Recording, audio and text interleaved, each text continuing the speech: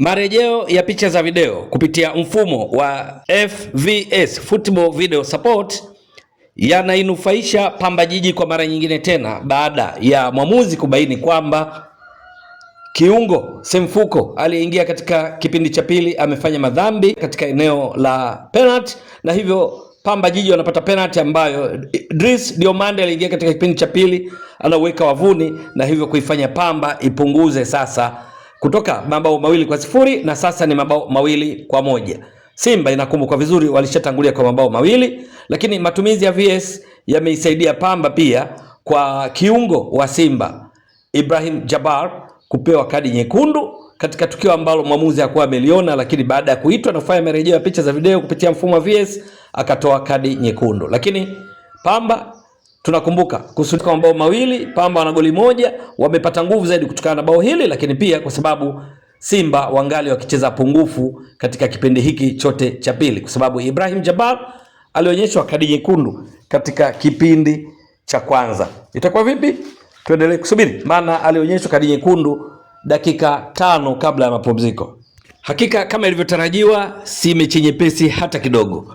Pamba Jiji wanaonyesha ushindani wa hali ya juu dhidi ya Simba ambao hata hivyo Simba ndio wanaomiliki zaidi mpira. Simba wanashambulia zaidi na hasa kupitia kwenye maeneo ya pembeni kwa Ali Basege na kwa Anise Ura, huku maeneo ya kati kukiwa na mshambuliaji bandia Eli Mpanzu Kibisawala akipata support kutoka kwa Mwamba wa Lusaka Cletus Chota Chama aliye nyuma yake.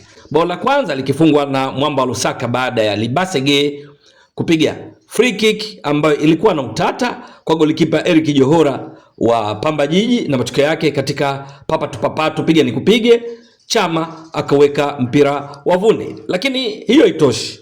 Hiyo ilikuwa ni dakika ya 18 wakati Simba wakifunga bao la utangulizi. Bao lingine liliwekwa wavuni na Anise Ura katika dakika ya 30. Istikali kutoka kwa Libasege, na hiyo ni baada ya Simba kugongeana vizuri, lakini Libasege akapiga cross ambayo ilikuwa tunasema pinpoint cross.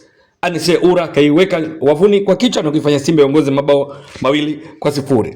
Lakini kuelekea mapumziko katika dakika 40, kiungo wa Simba, kiungo wa kimataifa kutoka Nigeria Ibrahim Jabbar anapewa kadi nyekundu, na hii ni baada ya kumpiga mtu kipeps. Marejeo ya picha za video yaliyotokana na benchi la ufundi la Pamba kuomba mwamuzi afanye hivyo, yakabaini kwamba alifanya kosa hilo, na hivyo akapata kadi nyekundu ya moja kwa moja. Kwa hiyo Simba wakawa wakicheza pungufu kuelekea mapumziko kabisa, dakika 45 plus kukawa na tukio lingine. Safari hii beki wakati wa Simba Ismail Olivier Toure katika harakati za kuokoa alionekana kuunawa mpira. Pamba kwa mara nyingine tena benchi la ufundi likaomba kufanyiwa marejeo. Mwamuzi alipoangalia akagundua ni kweli kulikuwa na mkono na mpira, lakini ni mpira ndio uliofuata mkono kwa mujibu wa mwamuzi, na sio kwamba Ismail Olivier Toure alipania kuunawa mpira huu, na hivyo Simba wakanusurika kwa madai ya mkwaju wa penalty kutoka kwa wachezaji wa Pamba, kwa sababu tukio hilo lilikuwa ni ndani ya eneo la penalty. Sasa ni mapumziko. Simba wanaongoza mabao 2-0. Kilichobaki ni kutaka kuona vijana wa kocha Francis Baraza wa Pamba Jiji wakiwa nyuma kwa mabao 2-0 watatumia vipi faida ya kuwa na idadi kubwa ya wachezaji uwanjani, kwa maana wachezaji kamili 11 dhidi ya Simba ambao wamepungua hivi sasa wako 10, lakini Simba wangali wakiongoza mabao 2-0. Itakuwa vipi? Ni swala la kusubiri na kuona katika kipindi cha pili nini kitakachoendelea. Lakini kwenye vikosi vya timu zote mbili, Pamba ameanza kwa mfumo wa baada ya golikipa kuwa na walinzi 4, viungo 4, washambuliaji 2 ambao kule juu kuna Abdul Karim pamoja na Deogratias Mafie. Wakati wakunda Msimbazi Simba chini ya kocha Steve Baka wameanza na mfumo baada ya golikipa wanakuwa na viungo 3, washambuliaji 3. Wale washambuliaji 3 wanaongozwa na mshambuliaji bandia ambaye ni Eli Mpanzu Kibisawala. Upande mmoja wa kushoto yupo Anise Ura, kulia yupo Libasege. Hao wote ni inverted wingers kwa sababu Libasege gule yenye nguvu zaidi la kushoto anatokea upande wa kulia, Anise Ura gule yenye nguvu zaidi la kulia anatokea kushoto. Halafu nyuma ya Mpanzu kuna Mwamba Lusaka Cletus Chota Chama, katikati kwenye viungo kuna Neo Maema, alikuwepo Ibrahim Jabbar ambaye hata hivyo ameshapungua kwa kupewa kadi nyekundu, lakini vile vile miongoni mwa wale waliopata nafasi ya kuanza wapo Nathaniel Chilambo lakini vile vile yupo Ismail Olivier Toure, yupo Rushain Diriek, wakati golikipa ni Hussein Abel Dahi. Inatokana kweli kwamba golikipa wao ambaye huanza mara kwa mara Mahamadou Tanja Jibo aliumia katika mechi yao ya kwanza dhidi ya Kagera Sugar walioshinda mabao 2-0, na hivyo ameshindwa kuwamo katika kikosi leo hii.